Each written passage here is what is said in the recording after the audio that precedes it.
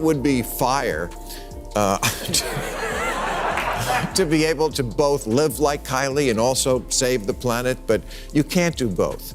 Last year, when Australia was devastated by wildfires, Greta reminded us that we still fail to make the connection between the climate crisis and increased extreme weather events. Kylie, too, was moved by the disaster and tweeted about how the loss of animal life breaks her heart. Then she quickly followed up with a post of her new $1,500 Louis Vuitton mink slippers. It's always so sad when fire potential slippers. Bill Maher has accused climate change advocates of exaggerating the crisis and distorting the truth. On Real Time with Bill Maher, the sharp-tongued comedian took aim at those who treat climate action as a trend rather than recognizing it as the urgent global issue it truly is. This isn't about flashy rallies, catchy slogans, or social media fame, he warned. It's about actually safeguarding our planet. Maher emphasized the need for genuine leaders rather than online personalities seeking attention. With his trademark bite, he declared, "We need heroes, not influencers chasing clouds." And with that, Maher set off a spark, one that promises to heat up the conversation. Get ready, the temperature is about to rise. The climate conference is underway in Glasgow, Scotland, and Greta Thunberg has once again shown the world that she is the conscience of her generation.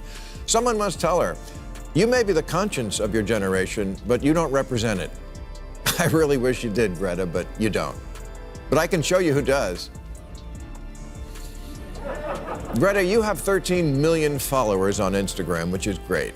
But Kylie Jenner has 279 million, which is more. I mean, seriously, who is the real influencer in that generation? The model citizen or the model? The young woman who refuses to fly or the one who refuses to fly commercial?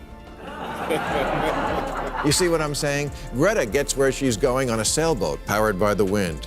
Kylie takes a private jet powered by Exxon. And she's 21 times more. What Maher is truly pointing out is this. Greta Thunberg is fighting an uphill battle for the planet, yet her core message often gets overshadowed. Instead of focusing on her mission, the spotlight tends to fall on those sabotaging her cause. Celebrities who preach sustainability while attending lavish events and flying in private jets have turned environmental awareness into a spectacle. Meanwhile, Thunberg takes the harder route, crossing oceans without relying on fossil fuels, all to reduce her own carbon footprint. The irony is staggering. Those flaunting luxury lifestyles and contradictions gain millions of followers and endless praise, while genuine effort is quietly acknowledged but rarely celebrated. Maher isn't mocking Greta. He's drawing a clear line between performative green gestures and authentic activism. Against comfort or capitalism. I'm fond of both. And I give Kylie credit. She's built a massive business empire without ever releasing a sex tape.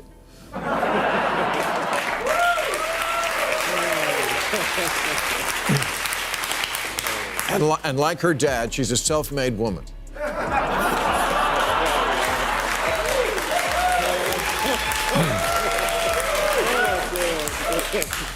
But Kylie embodies and embraces a lifestyle that is pretty much the opposite of carbon neutral. And the younger generations love it. Last week, Kylie posted a tour of her shoe closet, which houses well over 1,000 pairs. She also has entire rooms of things she only's worn once. I don't think Greta would approve of that. Maher believes much of the responsibility lies with the public itself. He argues that the glitter and allure of celebrity life draw more attention than the serious issues shaping the planet's future. It's far easier, he notes, to like a pop star's vacation post than to spend a few minutes reading about rising sea levels. In a culture obsessed with fame, style often eclipses substance. Maher paints a vivid picture. Imagine a pop star performing in the same city where a climate activist is hosting a conference. Which one pulls the crowd? Of course, the concert. Meanwhile, the activist's words echo in a half-empty room, no matter how urgent their message. Maher's point couldn't be clearer. Awareness isn't the problem, attention is. Real change will only begin when people care more about the planet than the personalities that entertain them. People always claim to be more concerned about climate change than other generations, but they don't act like it. They throw around buzzwords like sustainable and shame people who forget to bring a cloth bag to Trader Joe's, but one of their favorite YouTubers is Mr. Beast, who's famous for stunts like, I gave my 40 millionth subscriber 40 cars. Jason Derulo celebrated his 22nd millionth follower by eating 22 hamburgers. The cognitive dissonance between planet-destroying conspicuous consumption and planet-saving rhetoric is breathtaking. You say you love Greta and her message, but everything else you love is a climate disaster. Far from rejecting consumerism, young people are so obsessed with labels that venerable fashion houses like Balenciaga have pivoted from selling couture dresses to rich women to selling baseball hats to teenagers. Bill Maher is absolutely right. Far too many people claim to care about the planet, but fail to act on their own words. They share photos of melting glaciers, post about sustainability, and flood timelines with hashtags, yet their daily choices tell a different story. The same individuals who criticize corporations for polluting the air often fly frequently, drive fuel-hungry cars, and leave their lights on at home. It's environmentalism without commitment, a polished kind of activism that looks impressive online but achieves little in reality. Maher's message cuts deep. You can't harm the earth through your lifestyle and still claim to cherish it. Real change doesn't come from slogans or trending posts.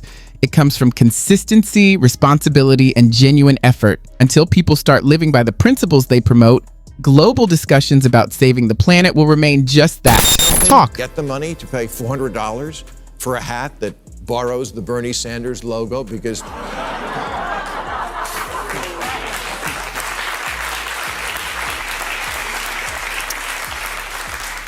you're like a socialist and stuff? From mommy and daddy, of course, those huge assholes who ruined the planet. Oh, and also maybe by trading Bitcoin, the mining of which is worse for the environment than actual mining.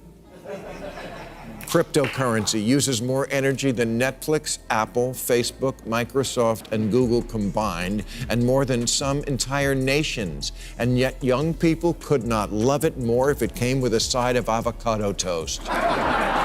Ironically, the younger generation, the so-called eco-warriors, may be doing more harm to the planet than the older generations they so often criticize. They're quick to point fingers at those who lived through the industrial boom, blaming them for today's environmental challenges. But here's the uncomfortable truth. Many of these self-proclaimed activists don't actually live sustainably. Their habits, constant online shopping, fast fashion, frequent air travel, and energy-hungry gadgets create a massive carbon footprint. They talk endlessly about sustainability, but struggle to give up the conveniences of modern luxury. Maher's observation hits home. Awareness alone isn't enough. The younger crowd may be louder in their advocacy, but that doesn't make them better caretakers of the earth. Despite the hashtags and polished green image, they're often repeating the same mistakes, just with better marketing. Crypto buyers are either millennials or Gen Z, which makes it ring a little hollow when you're out there chanting for us to put the planet ahead of profits. And what do crypto fans say about this? They say, well, yes, it uses too much energy now, but in the future, oh yeah, the future, that's right. Same thing my generation said. Let them handle it in the future. I'll get mine now. Like Bitcoin, the smartphone is a huge contributor to carbon emissions because the cloud isn't an actual cloud, of course. It's a vast network of servers using energy. And all that liking and following and subscribing requires lots of fossil fuels. And yet you would need the jaws of life to pry a phone out of the hands of anyone under 30. Maher argues that cryptocurrency miners are among the biggest offenders. These digital fortune seekers consume staggering amounts of electricity to generate virtual money, sometimes more energy than entire countries use, yet they're often the first to lecture others about environmental responsibility. Maher calls out the contradiction. How can you claim to care about the planet when your servers devour megawatts of power every hour? Their defense: we'll rely less on fossil fuels in the future. But what about right now? The planet can't afford to wait for those distant promises. As Maher sharply puts it, it's like pledging to rebuild your house after setting it ablaze. His criticism is clear. It's not about distant goals. It's about present accountability. If we're destroying the environment today, there won't be much left to save tomorrow. Gen Z and millennials to give up their phones? A pollster once asked. 43% said it would take $5 million to give up their phone. 1 in 10 said they'd sacrifice a finger for it. That deserves a high 4. But why should I have to give up my phone? Of course, everyone wants to help the planet. That's not in question. Yet, in today's world, staying connected with friends, family, and work is essential. My phone isn't just a luxury, it's my link to communication, learning, and livelihood. Yes, saving the environment requires sacrifice, but that doesn't mean people should be shamed into abandoning every modern comfort. The issue isn't owning a phone, it's how we use it, how we dispose of it, and how it's made. Instead of pretending that complete disconnection is the solution, we should focus on smarter manufacturing, stronger recycling efforts, and cleaner sources of power. Giving up technology won't halt climate change, and responsibility and innovation will. As Maher emphasizes, what we need isn't extreme overcorrection, but thoughtful balance. In a reasonable world, technology and accountability can move forward together. Fire to be able to both live like Kylie and also save the planet, but you can't do both. Last year, when Australia was devastated by wildfires, Greta reminded us that we still fail to make the connection between the climate crisis and increased extreme weather events. Kylie, too, was moved by the disaster and tweeted about how the loss of animal life breaks her heart. Then she quickly followed up with a post of her new $1,500 Louis Vuitton mink slippers. It's always so sad when fire potential slippers. It's always disheartening when something meant to symbolize care ends up backfiring, like slippers that can catch fire. That image perfectly captures the difference between two kinds of activists. True activism isn't about fame or comfort, it's about commitment, sacrifice, and real action. One is willing to give up convenience, popularity, and ease if that's what it takes to stay true to her mission. The other treats environmentalism less as a cause and more as a stage. Even when she posts about people losing their homes to extreme weather, the spotlight somehow shifts back to her. It becomes less about compassion and more about presentation, grief framed with the perfect caption and filter. Maher's message is unmistakable. While one activist is genuinely protecting the planet, the other is busy protecting her image. In an age dominated by performative gestures, that difference matters more than ever. Make a choice here. Do you want to be progressive or excessive? Team drastic or team plastic? When Kylie's lifestyle becomes uncool and unpopular, and you stop loving Bitcoin and stop thinking that stuffing your face is harmless, I'll take you seriously. Until then, shut the fuck up about how older generations ruin the planet. On this point, I completely agree with Maher. Young people should pause before lecturing others until they're ready to live by their own words. Take Greta Thunberg, for instance. The message shouldn't just be shared online, it should be lived.